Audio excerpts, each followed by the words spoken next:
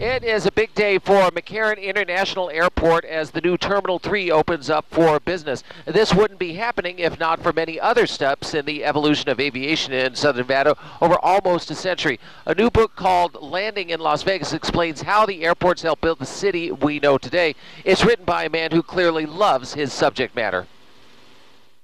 Ever since I was 6 years old, I wanted to be a pilot and fly. When Daniel Bubb found his calling in academia, he combined the two, starting with a key event in local aviation. The first mail plane landed on April 17th of 1926. To become a part of the transcontinental airmail route from New York to San Francisco, our area benefited from geography. Originally, Elko and Ely and other little towns competed with Las Vegas for it, but the problem is the flying over the Sierra Nevada mountains during the wintertime was just too treacherous. And so Las Vegas was deemed to be a safer place for airplanes to take off and land. In the 30s, Western Air Express operated out of what would later become Nellis Air Force Base, and a now familiar name got involved. Pat McCarran was critical to aviation in Nevada and nationally. The Nevada senator sought regulation at a time when many planes were still largely wood and cloth. Crashes were not uncommon. All that stuff makes the newspapers, and people read the newspapers, and they get really nervous about air travel, and aviation had its skeptics.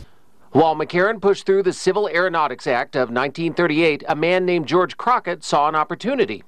In those days, private planes had to take any kind of a landing spot they could find near town.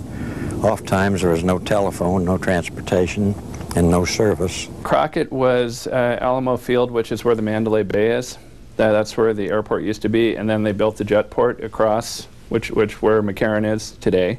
George and his wife Peg built Alamo from the ground up, while Senator McCarran brought home the bacon that eventually allowed local government to take over.